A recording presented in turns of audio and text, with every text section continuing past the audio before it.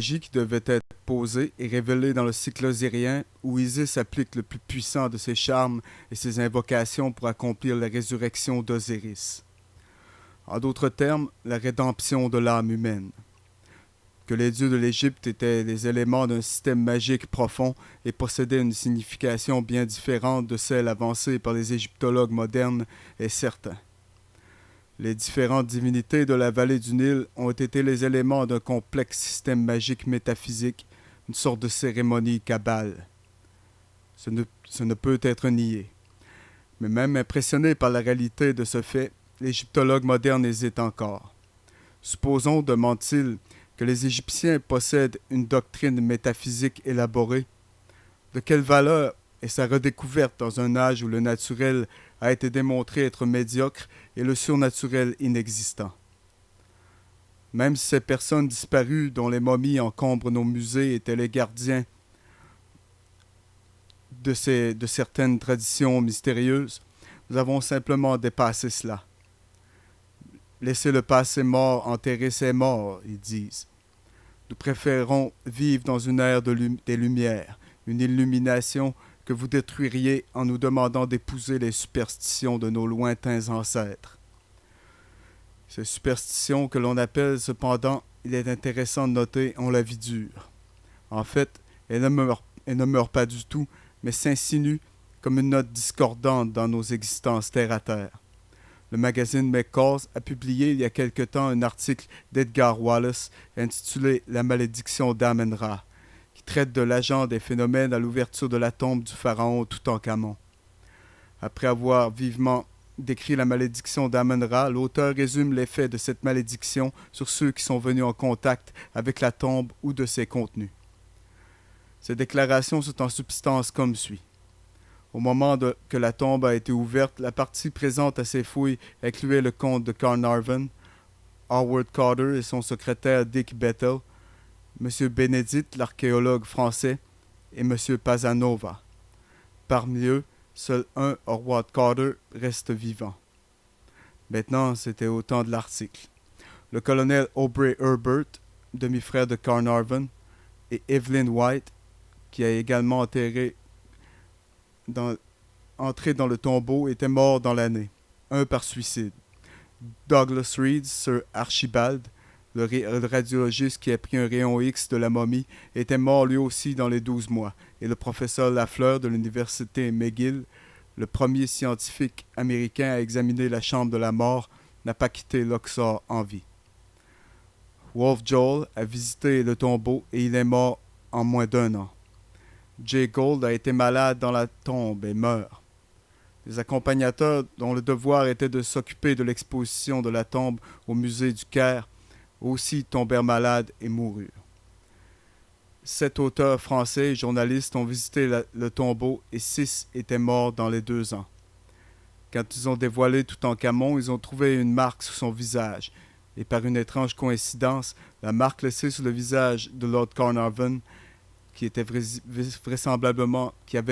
vraisemblablement causé sa mort, était exactement au même endroit et d'apparence similaire. Ne sont pas non plus sur cette liste les nombreux ouvriers natifs qui ont péri de la malédiction. Il y a quelque temps, un autre nom a été ajouté à la longue liste associée à la tragédie. Arthur Weigel, après une longue et mystérieuse maladie similaire à celle définie dans la malédiction, est la victime la plus récente dont j'ai connaissance. L'autorité éminente sur les antiquités, le docteur Mardus, dit « Les Égyptiens, pour 7000 années, possédaient le secret d'investir leurs momies avec une force dynamique dont nous avons seulement la moindre idée. » À l'entrée du tombeau de Toutankhamon, il y avait une tablette magique inscrite avec des hiéroglyphes étranges. Dr. Mardus a nommé cette tablette la stèle de la malédiction pour qu'il prononce une malédiction terrible à toute personne sacrilège qui pourrait violer le sanctuaire de la tête déifiée. Et elle était appelée la stèle.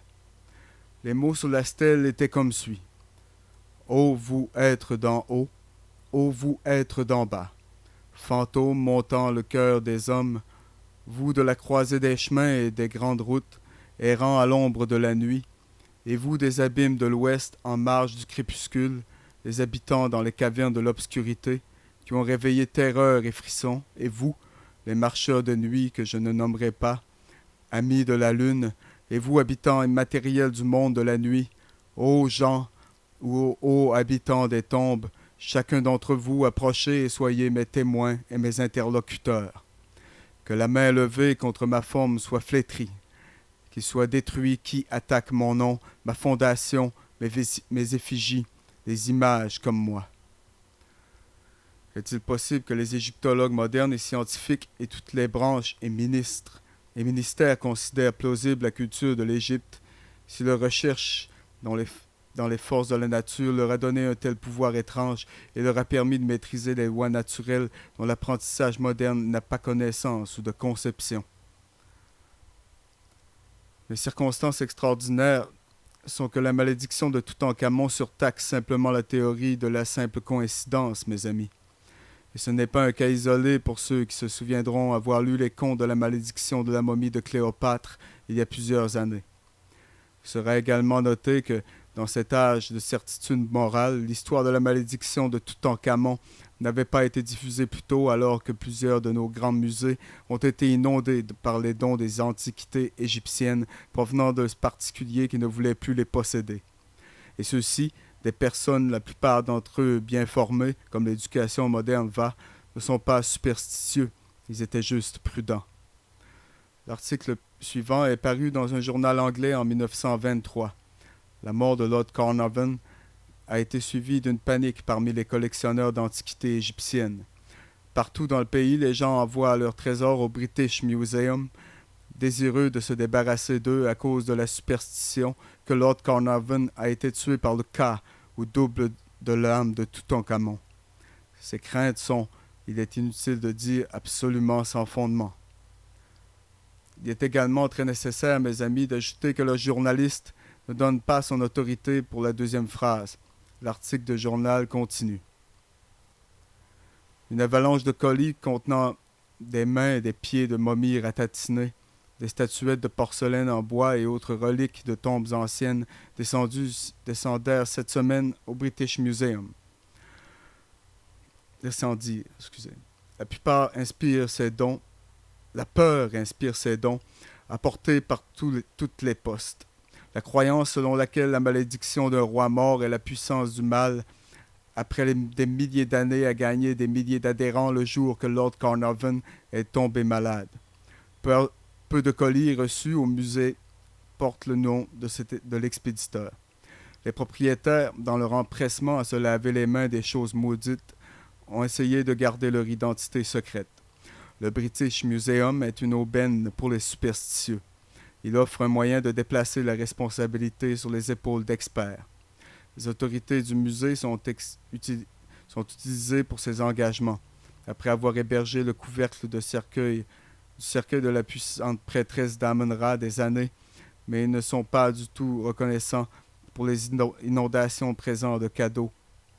Le musée survécut à une tempête semblable il y a quelques années, quand l'histoire de la malédiction de la prêtresse d'Amon-Ra a été rendue publique.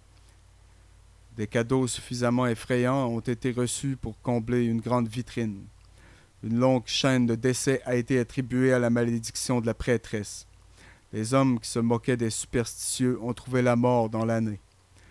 Une autre histoire est celle d'un photographe qui a pris des photos de la prêtresse et placé les plaques dans son coffre-fort.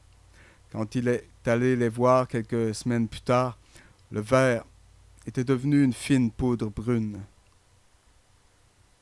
Maintenant, nous considérons le rationnel des explications que l'on appelle produites par la science dans l'élimination de la superstition de la malédiction du roi. Dr. Frederick H. Coles, SGRL, célèbre scientifique britannique, a déclaré dans une interview que Seigneur Carnarvon était un nombre d'ouvriers occupés dans les fouilles ont trouvé la mort à la suite d'une poussière toxique et presque invisible placée là exprès par le prêtre astucieux pour apporter la destruction aux violateurs des morts. Cette poussière toxique, dit le docteur Coles, dont l'analyse a dérouté les scientifiques, a été dispersée sur la tombe. Lord Carnarvon n'était pas le seul à prendre note de ses propriétés mortelles comme un certain nombre d'ouvriers engagés dans l'excavation, ont également été frappés. La plupart sont morts d'une mort lente, mais d'autres, fortement altérés en matière de santé, ont récupéré. Il n'y a rien dans l'explication du savant docteur, cependant, pour tenir compte du fait que Howard Carter n'a pas eu l'occasion de respirer des vapeurs nocives, bien qu'il fût plus régulièrement engagé dans les travaux d'excavation que Lord Carnarvon lui-même. Il est également questionné qu'est-ce que la science connaît en fait de cette poussière mystérieuse qui échappe à l'analyse, car si elle ne peut pas être analysée, comment peut-elle être soit identifiée avec certitude ou même avérée dangereuse? Le terme poussière toxique est évidemment le terme de bienfaisance qui couvre une multitude de lacunes scientifiques. Quelques années plus tard, il y a eu une révélation. Une autre révélation. Ils ont été frappés par un virus qui habite les tombes anciennes et qui sait ce qu'est l'histoire réelle. Bien que la sorcellerie n'a été accordée à aucune reconnaissance officielle par la science moderne, il y a néanmoins une certaine acceptation quasi officielle de la réalité des phénomènes occultes à travers le monde civilisé. Dans une interview au journal, Sir Arthur Conan Doyle illustre la large reconnaissance de l'idée que les Égyptiens savaient entourer leurs morts avec des organismes gardiens mystérieux qui, à travers des siècles, ont visité leur vengeance sur des pilleurs de tombes scientifiques ou autres.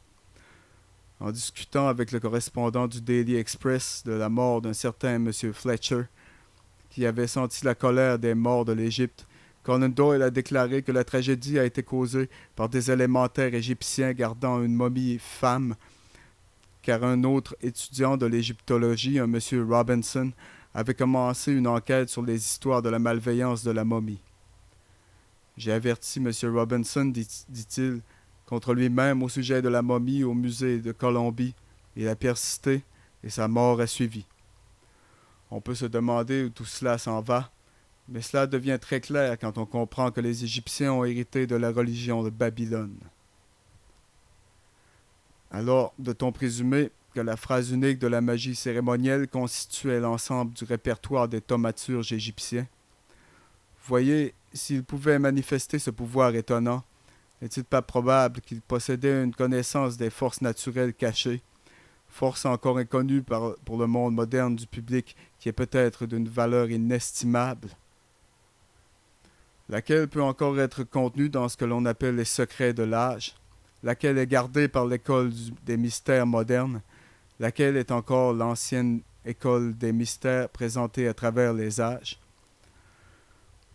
Nous sommes assurés dans la version autorisée, et notez, je dis la version autorisée, que l'écriture, que les magiciens de l'Égypte changeaient leurs bâtons ou barres en serpents en présence de Pharaon. Pas un scientifique moderne vivant ne peut expliquer ce phénomène. Même s'il lui arrive d'être un bon chrétien, il est dans une sorte de dilemme.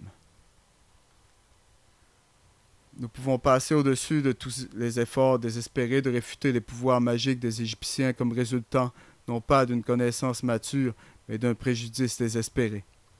Vous voyez, la magie est trop ancienne et trop universelle pour être expliquée par des miroirs, des fils et des charnières.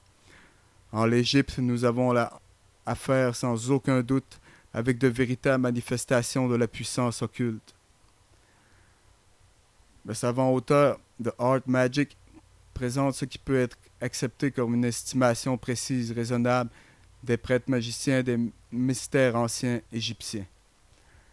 Ils étaient des hommes de science très instruits. Ils ont compris la nature de la magnétite, les vertus des minéraux et du magnétisme animal qui, avec la vigueur de l'impression psychologique, a constitué une grande partie de leur pratique théurgique. Ils ont parfaitement compris l'art de lire les secrets les plus intimes de l'âme, d'impressionner l'imagination sensible par enchantement et fascination, de faire sortir de leur corps leurs propres esprits comme de nombreux enseignants métaphysiques modernes prétendent qu'ils peuvent faire, comme la voyance